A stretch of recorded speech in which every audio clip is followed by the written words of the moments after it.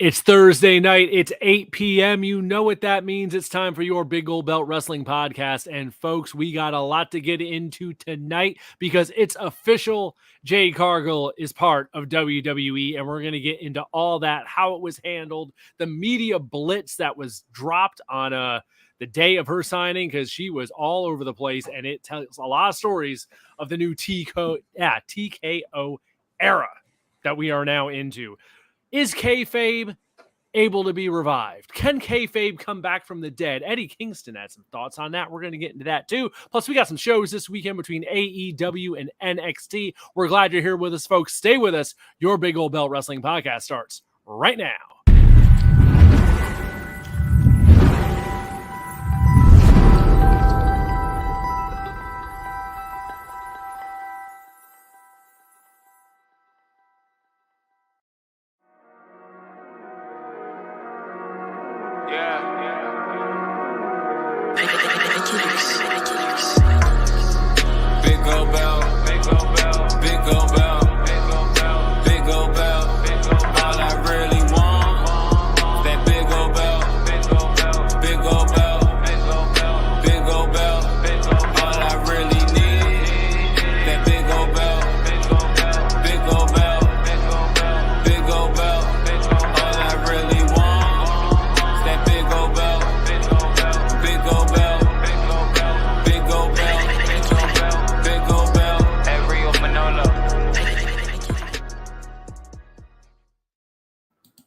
How is it going, everybody? Thursday night, 8 p.m. It's your Big Gold Belt Wrestling Podcast. We got a two-man show tonight between me, Will, and the Giant Crab, Jamal. A bunch of the guys are busy, I guess, this week. Got stuff going on, but we are here to chop it all up because we got a lot going on in wrestling this week. And some topics that we have been covering lately have come to fruition.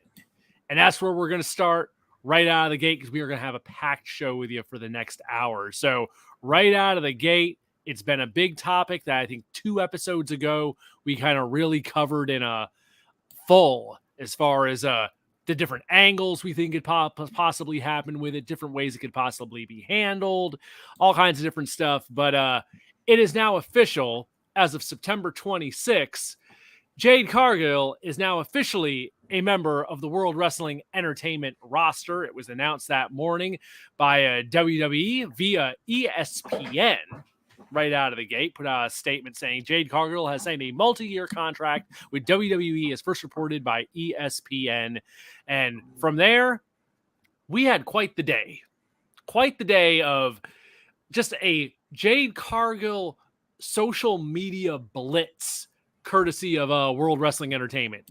If you were online that day, you could not miss it, because they did not just have that announcement from ESPN. They had her all over social media. They showed her showing up at the Performance Center. They had video of her arriving. Later in the day, they had photos of her there in the ring.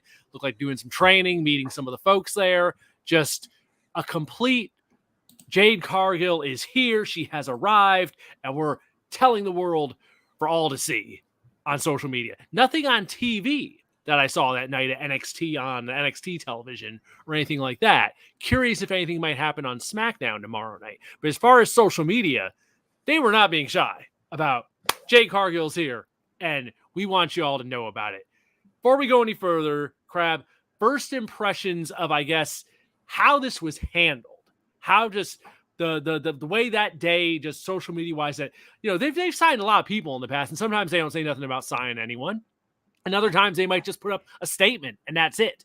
This was a bit more than that. And this is the first one of the TKO era. So thoughts on that day with the announcement? Yeah, I think, and this is kind of what we were hoping for when she left AEW, because, you know, it was no secret that she was going to leave, was that they would do something big, because I think we kind of agreed and felt that she was more of a star and should be presented as such that she was in AEW. Now, they definitely rolled out the red carpet for her and, you know, gave, you know, so many impressions of social media. But it's more for me what they didn't say. They didn't say anything about her name that she'll be using in WWE. Mm-hmm. They didn't say anything about any particular where she's going to pop up. SmackDown, Raw, NXT, who knows? They didn't say anything about what the road to television looks like for her It was just a simple, she's here, she's coming, get ready for it. And I think that that's pretty big because I can't remember them making such a splash like that about anybody that they've had recently. Yeah, it was definitely different. Yeah. Now I wonder how much of that is the influence of TKO, seeing that if you didn't know who she was or why you should care, we're gonna start that conversation for you because we believe if we believe in her and her ability to be a big deal, and that's why we're giving her this position, this platform. But I wonder if everyone in this TKO era, a person of that caliber gets signed, will they roll out the red carpet in a similar way? So it'd be interesting to see, who the next man up is and whether or not they get that. But honestly, I can't remember who the last person. Maybe Bad Bunny or one of the Pauls. Probably Bad Bunny being involved in pay-per-views when he was going to have a match or so. Probably when they were going to have the Bad Bunny when we went to Puerto Rico back in May and they had the show there and he was going to host it and all that. That they made a big deal about. But that also wasn't his first appearance. Cody, of course, they kept him under wraps. So you didn't know nothing about that till WrestleMania when he came up out of the stage. Right. It was just rumor, but not like, this definite, no, it's real. This is happening. It's interesting to me that they did this for Jade in the respect that outside of AEW, she's not known in wrestling anywhere other than just for her AEW run. Right. Of course, there's all the cosplay stuff she's done in that world.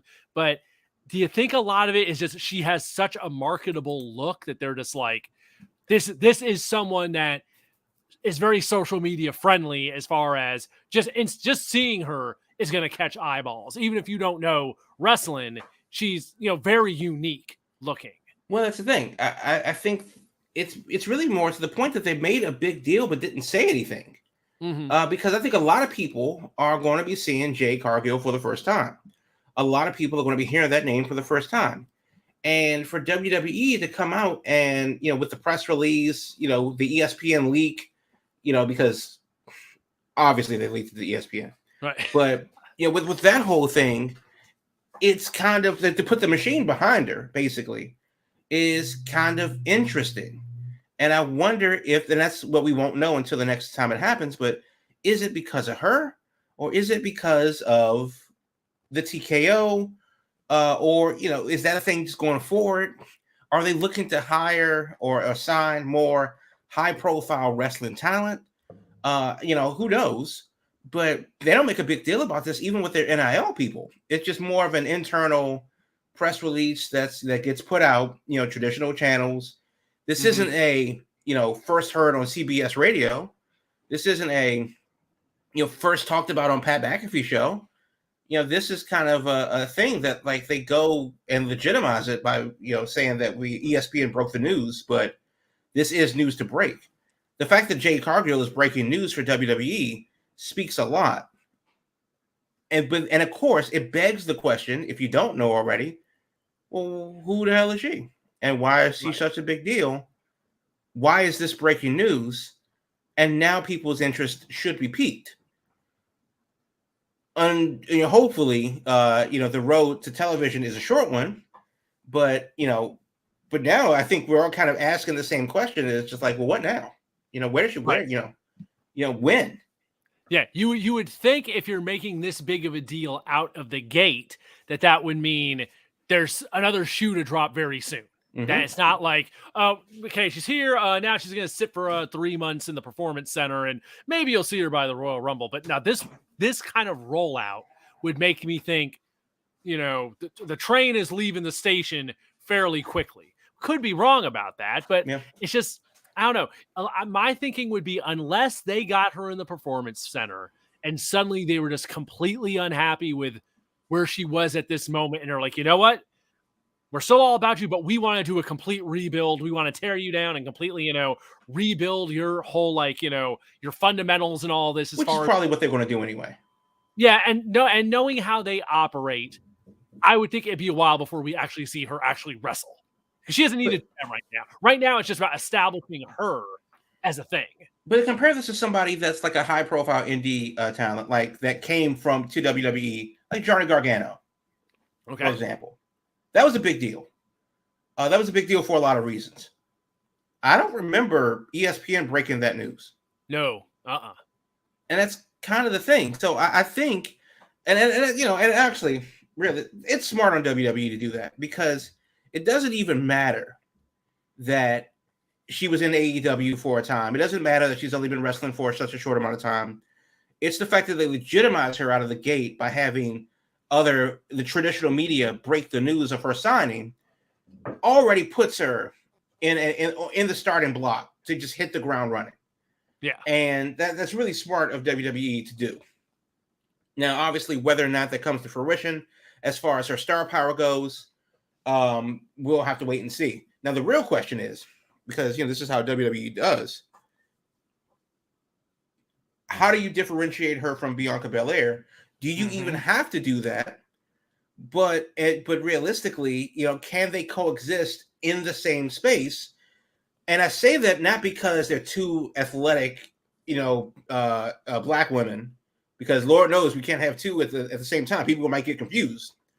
But you also don't want to draw the comparisons that we already have a Jade Cargill at home, and she's over there with Montez Ford.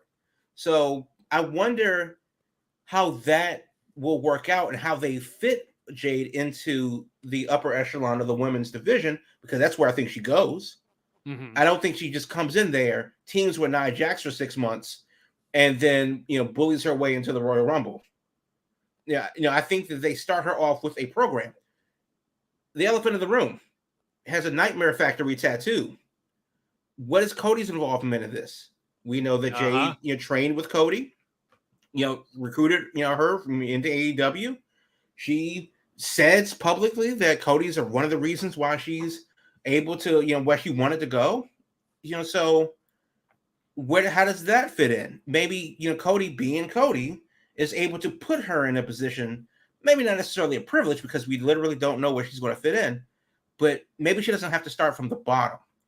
Once she gets her orientation done, the gimmick, the merch, the program, then she'll be at a level where she gets to come out and challenge Charlotte, Bliss, Bailey, whoever.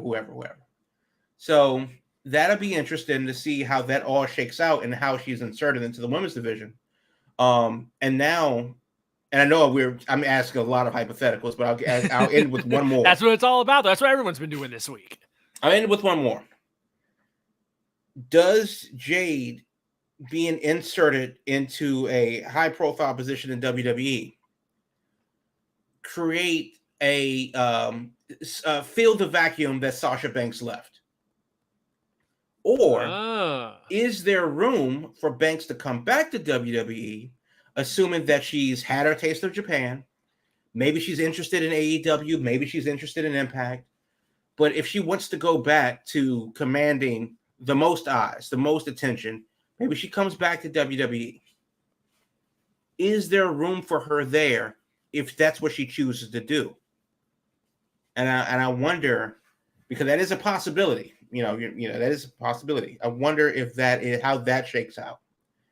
If she flies up to Connecticut and says, "How do we make this work?" Lots of interesting stuff in there. Okay, so going back to the idea of Jade and Bianca, do you think they need to be put on separate shows to start? That they should not be in each other's orbit for the time being? My gut thinking would be, yes, keep them apart for now. So you're trying to, not like you said, kind of avoid that comparison right out of the gate. That is a money match, I think, down the road, but that's nothing that needs to be done right now, because there's so many options available that I would keep that percolating in the background for down the road. I wouldn't want to go there right away and even have them around each other to where that's already being thought of for the most part, in my opinion. Yeah, so that's the thing. Like, I'm going to be biased because it's hard for me to say, is it possible for Jade and Bianca to coexist physically on the same show? Well, hell yeah. I mean, they're not the same person. They're not on the same path. They're not on the same trajectory. And also, just because they're both black doesn't have to mean anything. It shouldn't mean Right. it doesn't mean anything. But also white people. So there's that. You have to play to the audience that you have, and most of them may look at two black folks and go, "No." So that is real. I mean, it is what it is. Do I think that they can coexist on the same show? Absolutely. I do think though, because Becky Lynch had some comments, and her statements were about the women's division as a whole, basically saying, "Hey, the reason why I'm going to NXT, the reason why I'm doing all of these things and writing the book and being a mom and all these other things is because we have to fight for every second of TV time that we get, every time that every minute of ring time that we get within the company, because it's not given to us. We have to take it." Right. And I think, obviously not knowing who or what Jade is going to be in WWE, because just because you started a different way doesn't mean you're going to end in the same place. Ask Alexa Bliss. It's way too early to say that we have to keep person A away from Jade, person B away from Jade, because of the fact that we don't know what she's going to do there. Realistically, we don't even know if she's just going to go to NXT. Yeah, not that could be a starting even point. For all we know, it could be. Yeah, not that that's not even like, a detriment in a sense, like, oh, well, she's going to NXT because she's not ready. That's not even a matter of that. It really is to the point, where this is where you throw stuff at the wall. I would rather her fail in NXT and start over than have to be taken off of the main roster and come back next year. So I wouldn't worry. I'm not particularly concerned about about where she fits into the roster. I'm more of concern with where she fits into the division. Mm-hmm. Yeah, the first program she has will be interesting. My thinking is she's going to the main roster is my thinking. And my guess is in her off days, they'll have her working it down at the performance center to be like, okay, we're going to get you up to speed on how we do things. But, she doesn't have to have a first match for a while. The first, month and a half will probably just be a lot of her just showing up and showing up, cutting some promos, just being Jade and familiarizing the audience with just who Jade Cargill is, because there's a lot they can do there just to, slowly introduce her to their audience with just her entire look and everything. Or she could be in Hit Row. You never know. You never know. I mean, you never know. Because we definitely have a higher than most opinion of her and the potential. Because in AEW, and they, Lord knows, they have their issues, especially with the women's division. But we kind of saw the potential. And we saw it, try as she might to get things over with the crowd within the division, and it didn't necessarily work out. But now that she's at WWE, and it's not just the machine, it's not just the platform, because they have similar issues as well. We haven't been talking about the women of WWE by and large because so much of the time has been vacuumed by Judgment Day and the Bloodline. Mm-hmm. Where do the women fit in? Right. So, and even though Raw is 17 hours long, it is still the point where most of the shows are about the Bloodline and Judgment Day. And granted, you got to play the hot hand, and those things are hot.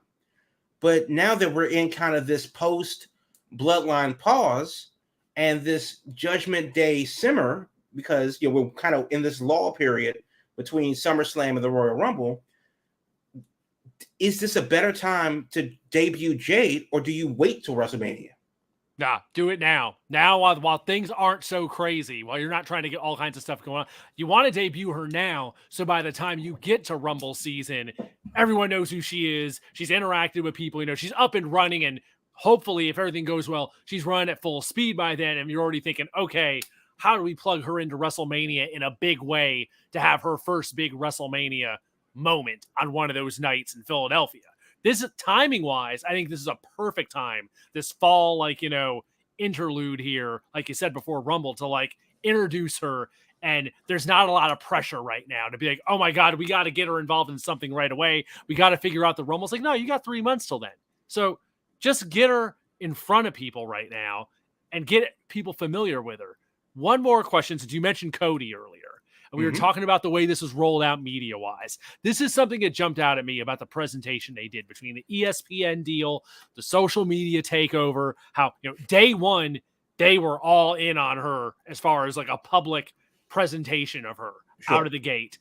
To me, that felt very calculated in an extent of like, much like how Cody showed up at WrestleMania and showed up as AEW Cody Rhodes with the music, and it was immediately, established as he is a main eventer here. He's not, starting down here. He's immediately in our top mix, going to be the face of Monday nights and all this on Raw when he showed up at WrestleMania. The way Jade was shot right out of the gate as such a big deal with all that presentation, to me, felt like they're putting the word out. Hey, you come aboard with us, this could be what you have waiting for you. And I'm looking at Cody, like you said, we know her and Cody are close. I'm thinking of Cody's other kids that are back in Jacksonville. The Ricky Starks. Of course, MJF always comes up. Now, who else we got down there that was his crew? His crew of people that we know he was close to. Well, Sammy Guevara. Right. Friedman. Obviously, QT, my hero. Right. And I mean, for Cody, that may be about it. Because the rest are Young Bucks marks, and that's fine too. But still, there definitely is a room for Cody's influence to. Ricky Starks is another one that's Starks is the one that jumps out at me. Yeah. I could that just it's very similar to Jade in the respect that so much of him is just the presentation and the over the top, all that. So it's like he's the other one I see as like a really good fit that I could see them being like, this is a big signing for us. This is a big deal. We have absolute Ricky Starks, where they go out of their way like this on something like that. I don't know. It just, to me, it just felt like they want the word out that, hey, you come here. Oh, we're not going to say you signed. ESPN's going to announce you signed. Right. You might take over our social media for the day. Like right out of the gate, there will be an investment in making you into not just a superstar, but telling people that you're a superstar. That's something that came up, is this idea that, it's one thing to be like a gigantic star. It's another thing to be promoted as one. And that's what goes a long way with the folks that don't know who you are. If they hear that, hey, this person's a big deal. Look at this here. Check this out. You see why they're a big deal. A lot of people just need to be told you're a big deal, and that makes you a big deal to them. So it was very calculated in my mind, but I don't know. It's going to be interesting. I'm curious to see if there's anything on their television about it. There was nothing on NXT. SmackDown's tomorrow night. So, not that I'm saying they're necessarily going to have her show up like right away, but even if they just allude to, the social media blitz and like, as reported by ESPN, blah, blah, blah. That's what I'm kind of looking for. I think they can definitely do, something small like that. But because for the people that don't, follow things on social media, right, and it would make sense for them to do so because of how much of an impact on social media that they took the time to go ahead and, put that word out there repeatedly. Why not just bring it all full circle and have a quick mention, quick hitter on TV about it? But it will be interesting to see what happens. And that got me thinking about other people in AEW specifically, but other people in general that have the WWE look. Not necessarily that they need to wrestle or be this technical, technically proficient wrestler. They just need to have the WWE style gimmick. Ricky Starks is that guy.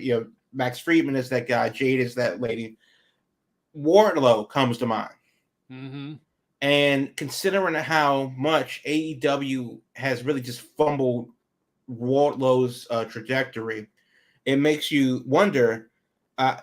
Just a quick question: who do you think is a bigger disappointment, Jade in AEW or Wardlow in AEW? And I'm not sure who I think that answer is. There's the way those two worked out. It's different for both of them, because Jade from the jump, we were like, oh my God, this is the most easiest person to market. She should be all over the place. Just look at her. It's not so much about the matches. It's about her being Jade Cargill. that and just being a gigantic star and having the look she has and just how she should have been just promoted all over the place. Like we've talked about the whole idea of like, why was she not on the red carpet at the Barbie premiere when it was a WB thing? That's always going to jump out, just stuff like that, where it's like she should have been all over the place being promoted to the outside as a big deal.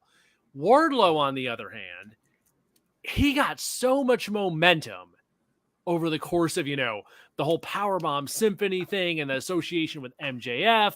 And for Wardlow, it would have been more about the wrestling side and him being a wrestling character. He wasn't going to be the guy right out of the gate, I think, that you promote as like an outside thing like Jade would have been, but he should have been more of a meat and potatoes thing for Tony with, this is the wrestling guy for your wrestling shows that, he could be your Batista. He could be something like that, where he's like your big power guy that just comes out there and wrecks people, your Goldberg type. And he went so far with it and like did the MJF thing. And then once the MJF thing happened, it evaporated. And injuries are not, you still keep people around at least and have them have a presence instead of just disappearing into a vacuum. And that's what happened though. It just fell off the face of the earth. Yep. So that's why I said because yes, the trajectories were similar, but the methodology was different. Jade started 60-0 or 60 and wound up being 60-1. Yeah.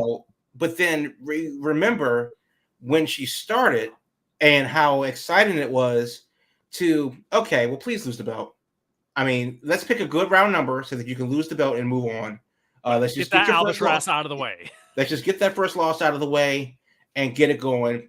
So that was a stark difference from where she started and where she finished.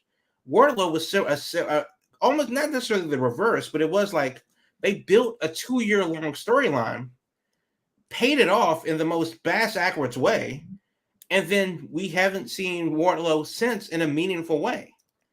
They did a thing where he cut his hair, and then he's been hit or miss ever since.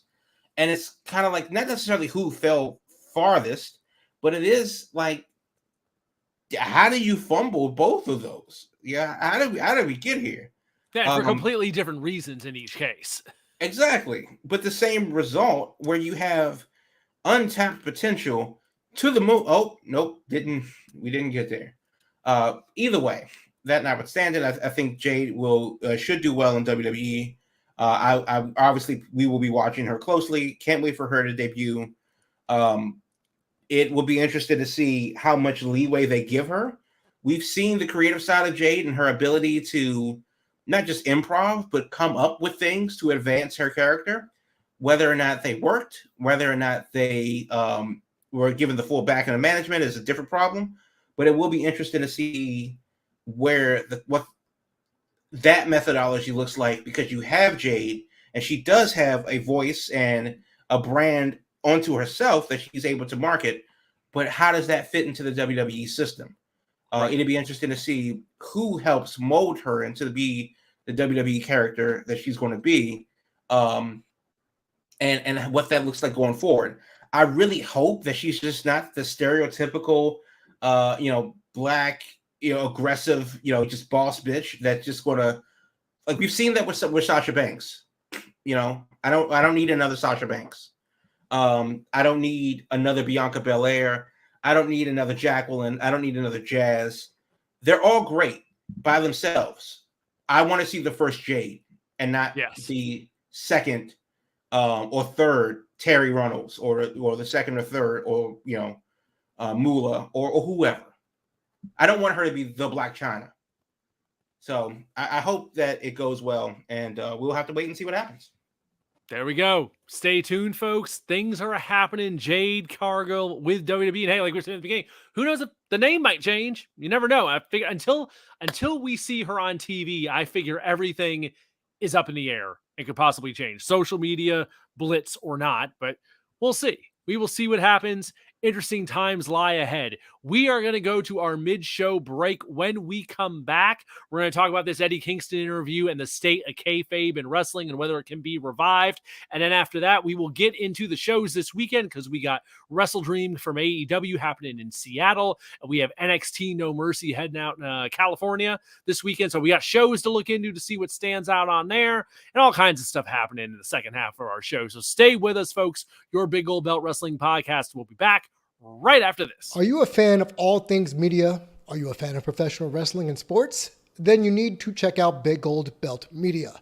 We're the ultimate destination for all things entertainment and media, with the latest news, interviews, and analysis from the world of the aforementioned entertainment realm. Our team of dedicated journalists and analysts will bring you exclusive content that you're not going to find anywhere else. And we're not just an online destination. We attend live events, conventions, bringing you behind-the-scenes access and exclusive content that you're not going to find anywhere else. Plus, you can show your support for our brand by subscribing to our Patreon, patreon.com/BigGoldBelt. Join the Big Gold Belt Media community today and stay ahead of the game. Follow all our social media platforms at Big Gold Belt for the latest updates and exclusive content. Whether you're a diehard wrestling, sports, nerd culture fan, or just a casual like some people, Big Gold Belt Media has everything you're going to need to stay informed and entertained. So what are you waiting for? Check us out today at BigGoldBelt.com. That's BigGoldBelt.com. Thanks for being here with us, folks, tonight. Will and Jamal here with you tonight on the Big Gold Belt Wrestling Podcast. We're so glad you're here with us, and there was some interesting interviews going on this week with the new ROH champion, Eddie Kingston. So I'm going to throw it over to Jamal because you saw this interview, and he had some interesting thoughts on the current state of wrestling and that old word kayfabe that always had special meaning. And it has probably a kind of different meaning in modern wrestling than it used to back in the day. Yeah. I want to read a little bit of this article that I found on Yahoo News, but it's from ad-free shows, and Kingston was a guest on that show, and they were talking about the state of the wrestling business. Now, Terry Funk, who had said recently, before he passed, that the wrestling business was going backwards, and that eventually it was going to circle back to a more kayfabe-style business, and Kingston agreed with that assessment, and he said, and I quote, "I think the business is going backwards in a sense of you guys, the fans, you know everything already. You know the magic, you know there's bookers. It's always been exposed now. And I was a fan at the time where it was being exposed, and I was into it. So because we had never seen that before." Okay, cool. Continuing on, and he compares it to the Marvel Cinematic Universe, and I quote, and I put it in this sense: the Marvel movies, whether they're good or bad, and there's been a lot of bad lately, right?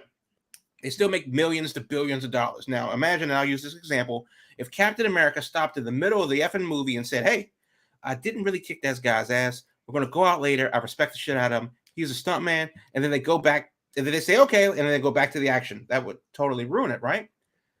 So I agree with that assessment where you have to be able to suspend disbelief. Mm-hmm. However, it's interesting that it happens in wrestling and not movies. It's interesting that people can go into a movie, no matter what the movie is or whatever what it's about, and be transported to that time and know good and damn well that they're not looking at the people that are actually being portrayed. They're looking at a movie. But in wrestling, it's to the point where you go, these aren't the best working punches, or, oh, that was a botch, or whatever it was. And I wonder why people do that, because it's the same thing spiritually in wrestling and movies. It's just a live action play, for jocks. That's what wrestling is. It's just theater for jocks. So yes, the business is overexposed currently. And I do think that we're kind of like a pendulum swinging. It's going to swing this way to one extreme, and that's super overexposed, and then it's going to swing back the other way to where kayfabe it will rule the day again. At least that's what I hope happens. I think you can just have people know the magic trick and how the trick works, and then go, boo, you didn't do it the way I wanted you to. And that's what happens every time a thing happens. We're going to talk about the two big pay-per-views that are coming up, WrestleDream and No Mercy. And we're going to talk about them, but we don't necessarily need to know what the finishes are. Right. We don't necessarily need to know what the production looks like. It's just like, hey, this is a match that I want to see happen. This is a guy that I want to win because that's my guy. I don't necessarily need to know the nuts and bolts, and I don't need to know how the sauce is made. So, personally, I do find myself looking at a lot less wrestling media, looking at a lot less news and more just content, like guys like us and other podcasts that just sit down and have that conversation, because the conversation is it's fun. That's why we do this, because we want to have a conversation about wrestling. But does it have to be, well, this doesn't logically make sense because we're going to fantasy book ourselves into oblivion? That's where you lose me. Right. And I think and I hope that more people take a hands-off approach and just let the story unfold, for better or worse. And I think Kingston's on to something. But then again, there is the other side of it. COVID put us in the box for 2.5 years. So we didn't have a choice but to be online, ingesting every bit of the business that we could online. So that kind of blew up a lot of people's spots, and now people rely on the news clips and the information and the spoilers and stuff like that. It's just a part of the game now. You can't run a tape show anymore. Because as soon as Dynamite's done every Wednesday, what's going to happen on Rampage, it's all out there immediately. Right. And for those intrepid enough that want to know, they're going to find out.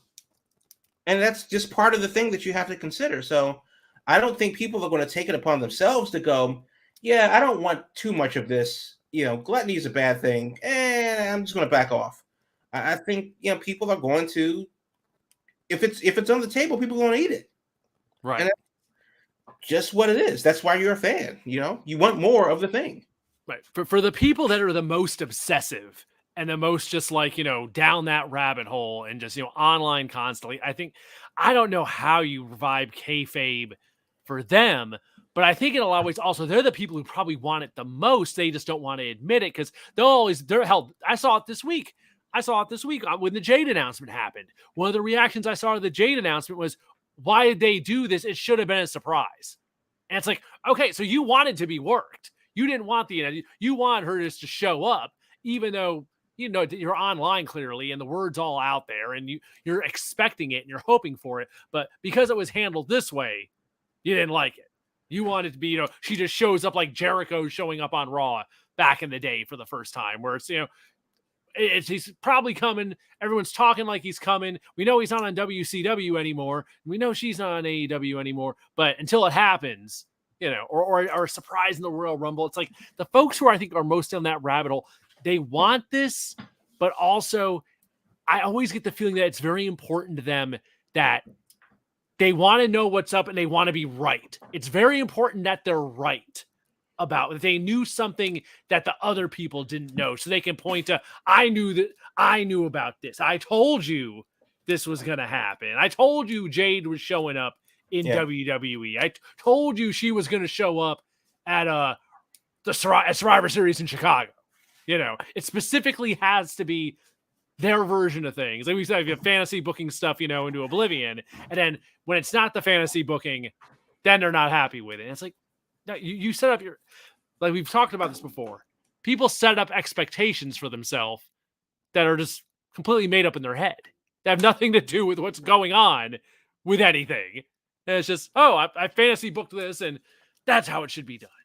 That's how it should be done. Pretty much, and that's a byproduct of the internet culture that we live in, because of the fact that we get to see so much of it, and now we get to say, well, hell, I could have did that better. Right. I mean, that's that just is what it is. I mean, but I also think that if you are of a particular age, you may not even know what kayfabe really feels like, because we call those damn 900 numbers to hear Gene Okerlund tell us the news, right. or wherever it was back before cell phones were a thing and long distance calling was obscene. I don't know about you, but I definitely remember the feeling of it being 11:02 and wondering, we got 2 extra minutes of Nitro. This has just set my entire week on fire because, my God. Or seeing Shane McMahon show up, in Panama City while he's in Cleveland, right? For the first time. Like there's just certain things that require a surprise. A friend of mine, similarly related. She went to a concert recently for a band that she knows and loves. Haven't seen them for the first time in a while. And one of the things that the venue did was make people lock up their cell phones. They put them in a key. They gave them a key for the bag, and the bag was with security. You kept the key until the show was over, but your cell phone is not on your person. Okay. Part to protect piracy for the product, so that you can't just upload it to TikTok and Twitter and everything like that. Also, partly because enjoy the show. Right. Enjoy the show in the moment, with you, not behind a screen. Enjoy the moment with your own eyes. And though she was annoyed that she couldn't share her feelings with friends, loved ones and well-wishers in the moment, she understood and heard songs and felt, that way for the first time in a long time, because it wasn't just about, it was about the show. It wasn't about capturing the show. Mm-hmm. And I think that a lot of people that haven't really experienced kayfabe at all, because they just run to the internet and get opinions and sit in their echo chambers on Discord and then pat each other on the back. It is a disconnect. You're more involved, but you're less connected to the product, which is why we have so many jaded fans now. Which is why questions like, can Jade and Bianca Belair be on the same show? Well, why not? We're waiting for them to tell us the story, not the other way around. Anything's possible. But now we're kind of speculating and shooting down ideas of what's possible based on how the crowd's going to react. The hell with that. I'm waiting for the story to develop, not necessarily waiting for me to critique the story that hasn't developed. And we see a lot of that too. So the simple question that you see scrolling at the bottom of your screen is, can kayfabe be revived? And I don't know. I don't foresee a generation, because every day we get older, another generation gets older behind us that hasn't had kayfabe at all. They've only grown up on the internet with the podcast, with the YouTube, with the dirt sheets. And that's the world that they know. We're old enough to see both sides of it, which is why I'm glad I'm old right now. No, seriously, because we got to enjoy it. Because the kids don't know. They just don't understand what it's like to not know that something magical is going to happen. I think kayfabe will be revived out of necessity because of the fact that people will have to turn it off and say, I just want to go in blind. Now, the closest thing we've had, and is probably in the modern day, is probably the closest thing it can be, is you can have moments that are kayfabe, that are kept secret. And hell, we just had a couple recent ones with The Rock showing up on SmackDown. Just no one knew that was coming. It just, he did some media that afternoon, but there was no one knew Rock's going to show up on the beginning of SmackDown. And boom, he showed up. A couple months before that, John Cena shows up at Money in the Bank in London to pitch WrestleMania over in Europe. And no one saw that coming. Right. I think back to another one involving John Cena.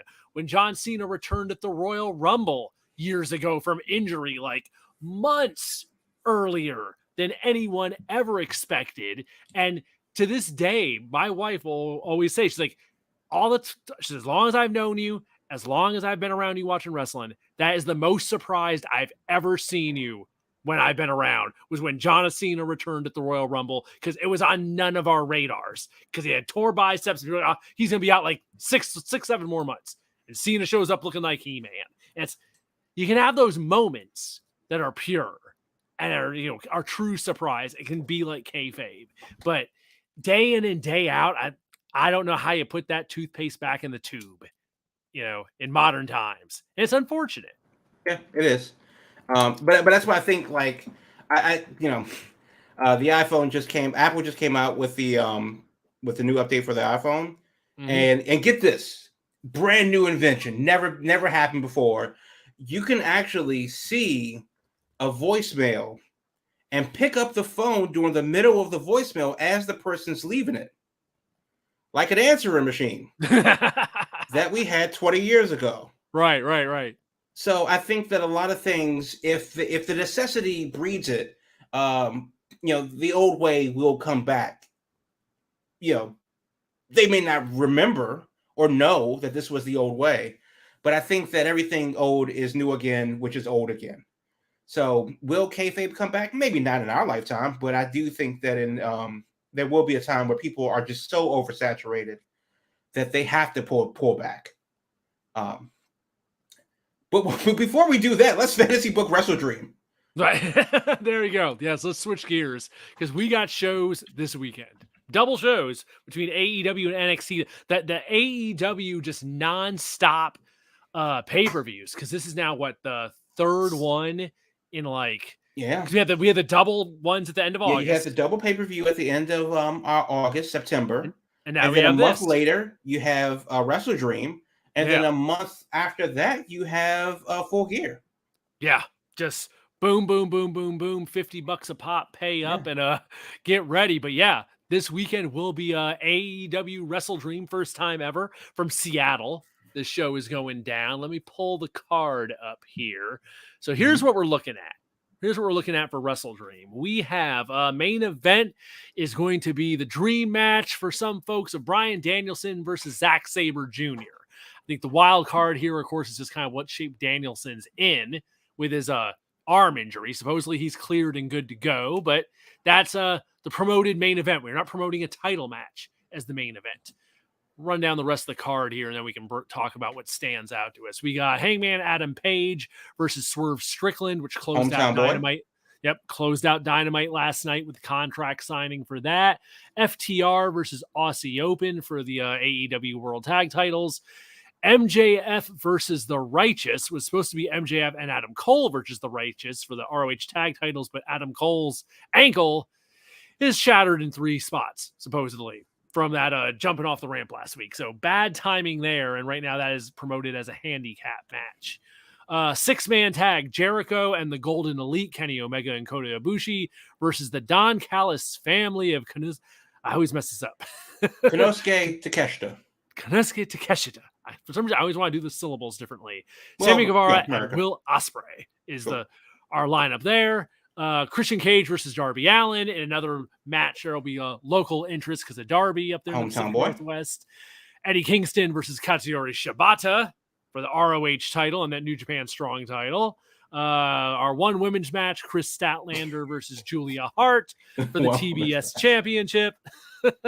Almost done. Here we go. 4-way tag team match for the AEW World Tag Titles.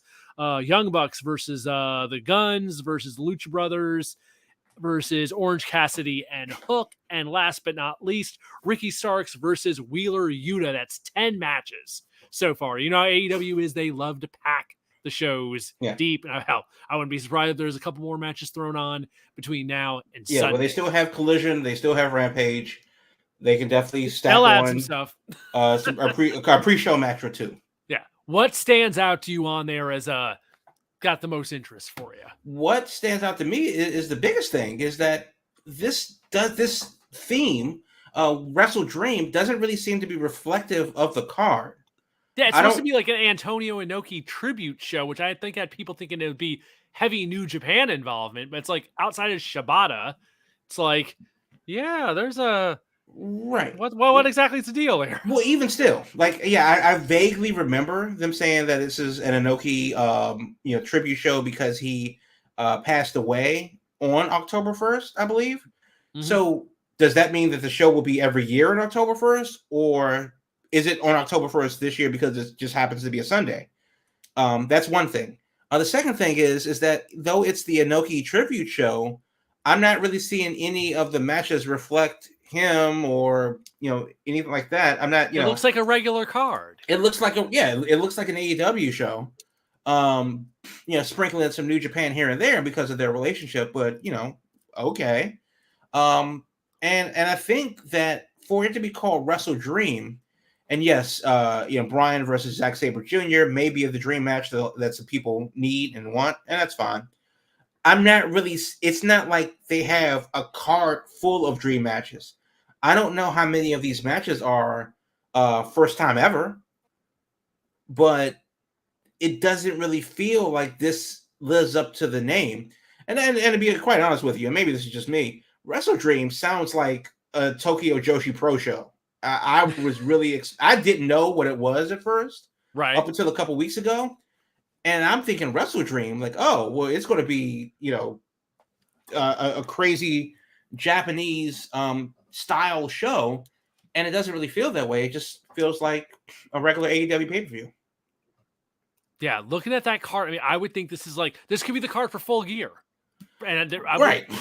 I don't see what separates it apart other than okay, Shibata's on there, that's cool, and okay, Kota Ibushi's on there, but it's not like we haven't been seeing those guys on a regular basis lately. It's not like they're coming in exclusively for this show. So this doesn't scream like this doesn't scream tentpole dream match event that you need to. This doesn't feel like the Wrestle Kingdom, where no matter where January 4th is on, you need to be Wrestle Kingdom. This doesn't. It doesn't even feel like Forbidden Door. Now it's just a couple months ago. Right. Right. As far as like something that's supposed to have have that extra spice to it, have that extra outside involvement. It's I don't know. I don't know if there was a different plan for this, and there's some cards have been dealt between people leaving and injuries. Because I mean, Lord knows that whole MJF thing now, MJF and the Righteous, now with Adam Cole hurt. I mean, that I'm sure there was a lot more planned there. I know there's been a lot of talk from people like, why the hell is the Righteous getting a title shot on pay-per-view? But why are two Ring of Honor championships being defended on an AEW pay-per-view? Yeah, it's a real interesting. I mean, I'm sure it'll be a fine show. I again always will go back to I don't know about paying $50 for this. You put it on a streaming service and it's part of subscription, I got no problem with it. But to me, this is not a $50 show, especially with Danielson and Zack Sabre. I'm torn on that one because it seems like Bryan Danielson lately. It's like either everything works or like it ends up something like the Okada match, or there'll be a freak injury or something. It'll probably be fine, but also I would have been more excited about it 5 years ago. Everything with like Danielson, it doesn't hit me like it used to anymore. So, well, I think possibly that's because we know that he's old. Yeah, he's saying he's like he's trying to check dream matches off the list, over the next year. Which is why, like for Bryan specifically, if you know that this is the last hurrah, then just bill it as the last hurrah. He can be like the Eagles, just go on like your third or fourth farewell tour. Yeah. Like Eagles or the Rolling Stones or Kiss or whatever, just going like 70 years of farewell tours, and just be done with it. There's nothing wrong with actually set a date right now, and just say that my last match will be in Seattle next year at this event. Yeah, next year's Forbidden Door, Double or Nothing, whatever. Or hell, yeah, right. We're gonna book it. It's gonna be in Seattle. This is going to be my last match, and I need to. They did it with The Rock and John Cena. We already know what the match is going to be. We just got to wait a year to get there. They can do the same thing with Bryan. Have him go out and have him do that. But with Bryan, especially because he's been injured, especially because of his history of injuries, a lot of people that have a more personal affinity for him are like, I can't take this old man going out there with nothing to prove and risking it all for what? And that's kind of the thing too. What, other than the spirit of competition, do we need Bryan Danielson out there risk it at all? Well, yeah, and okay, say he beat Zack Sabre Jr. And I mean, there's it's a match, right? It's a match, and that's part of it though, because there's no stakes for us. Now for him, it's a dream match. This is what he wants to do to prove to himself that he's up there with whoever, it's the definition of an exhibition match. He wants to go over there, roll around with Zack Sabre Jr. It's almost like, if they're going to have like a scrimmage, during training or something. And that's cool, and that's all fine and good, but I don't know, where's the extra sizzle? Where's the extra spice to it? It's just it's hard to add that because there's really no stakes for us. Yeah, like because he's not winning, he's not vying for a championship, or he's not trying to get his 1,000th win, or he's not trying to do this. Like there's no stakes in it for us. This is a personal thing for him. It's not even about us. He knows that he's going to retire, soon, imminently to soon. He knows that he has a list that he wants to check off and get that done before he retires. So what's in it for us? And for us, and that's kind of why it feels not necessarily deflating, but it is more to the point of like, well, cool. It's just missing something. It's missing something. Yeah. But it's one of the things for the folks that are into it. And Lauren knows I got a couple friends who like, oh my God, he's gonna wrestle Zack Sabre Jr. And I was like, okay, that's cool. Yeah. For some folks, they don't need anything else. It's just that is enough for them. For that audience, more power to you. I'm sure you'll eat it all up. So they'll be. I'm sure it'll be a fine show. I mean, their shows are always, I can't think of an AEW pay-per-view that's been bad. It'll be fine. It'll be fine. It's just I'm not sure what WrestleDream is supposed to be. That's really a new property. That's the thing. Meaning this is a new property for them. So on the flip side of the coin, let's switch gears now to NXT No Mercy, which will be definitely a shorter show on a Saturday night. So here on No Mercy, we have, let's see. Oh, this is all out of order. Who did this layout here? So the NXT title match is Carmelo Hayes against Ilya Dragunov, which has been a solid program they've been doing on NXT for a while now. I'm sure that'll be crazy. Let's see what else we have. Braun Breaker versus Baron Corbin. They had a hell of a brawl this week on NXT. We have the NXT Women's Championship in an Extreme Rules match. Becky Lynch, who currently has the belt since she's been going down there doing double duty on Raw, against Tiffany Stratton. Since they've been have Becky working with everybody. We also have Dominic Mysterio, Dirty Dom of the Judgment Day, or North American champion, defending against Trick Williams. And let's see, there's a big tag match here. Fatal 4-way tag match for the NXT tag titles. The family, that's Tony D'Angelo and Channing Stacks Lorenzo versus OTM, Lucien Price and Bronco Nima versus the Creed brothers. Yes, can't forget about the Creeds. And then Los Lotharios, Humberto Carrillo and Angel Garza. And they got one other ladies match on the card with Blair Davenport versus Kelani Jordan. So a 7-match show from NXT that will be going on Saturday. And there's the Heritage Cup finals. Oh, for the Heritage Cup. That's right. That's the Butch and Noam Dar. Yeah. Yes, forgot about the Heritage Cup. This lineup was out of order, so I was having to jump around on it all over the place. There is some stuff on here that has probably some classic NXT takeover old school potential.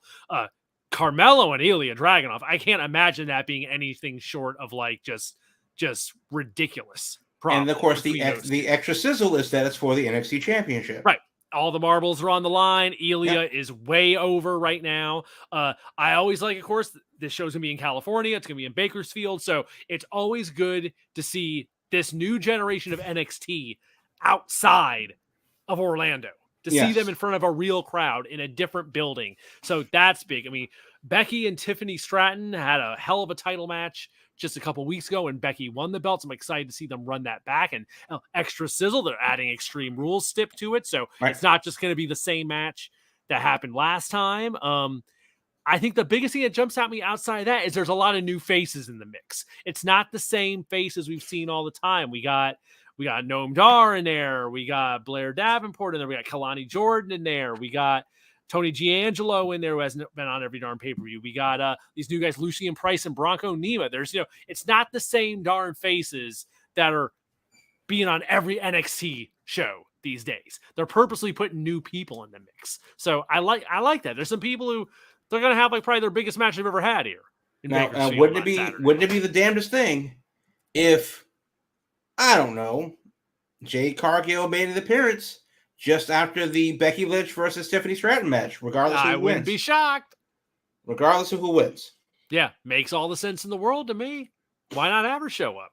Why not have it just come up, just stand at the top of the ramp, look imposing. If Lynch wins, I'll see you on Raw. If Tiffany wins, we'll see you on Tuesday. Yeah, why not? Hell, especially with the deal that Becky's the champ right now. So there is main roster involvement on this show. Yeah. It's not just a strict NXT show. So we have Becky and we also have Dominic Mysterio on there holding NXT gold currently. So yeah, I almost like the idea of have Jade do that on every show over the next week. Have her show up on NXT, maybe have NXT be the first one, have her show up on Raw, do it again, have her show up on SmackDown, do it again. Hell, do the whole deal with her right now where like you don't know what brand she's going to. Right. Hell, you can do a bidding war angle to get her. Make that part of her story that, you know, she's such a hot property. She's such a hot deal that everybody wants her. Where's she going to end up? Maybe you do that out of the gate. Yeah. Yeah. I mean, there's a lot of different ways to introduce her. So, but only one time to make a first impression. So that's going to be the most important thing.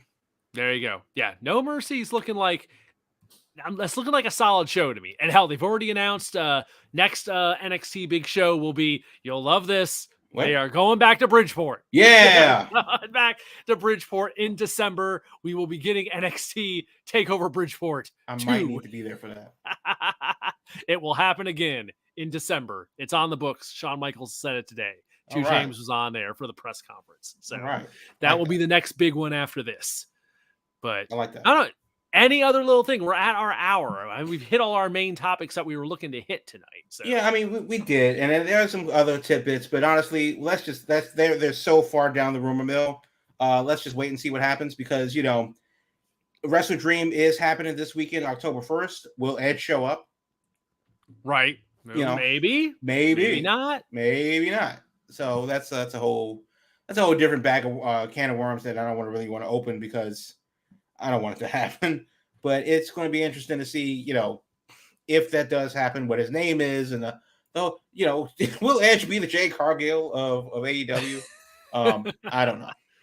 We compared and contrasted that 2 episodes ago when we talked about Jade coming. So, folks, if you want our take on Edge and AEW, it's in the archives. I think it's 2 episodes back where we broke down that rumor about was Jade coming to WWE and is Edge going to AEW, and if it's a trade scenario. So we have discussed that, and maybe next week we'll be talking about it's official for Edge. But tonight, it was official for Jade here on your Big Gold Belt Wrestling Podcast. So thanks for being with us here, folks. Thursday nights, 8 p.m. We are here each and every week, streaming live on Twitch, YouTube, you name it.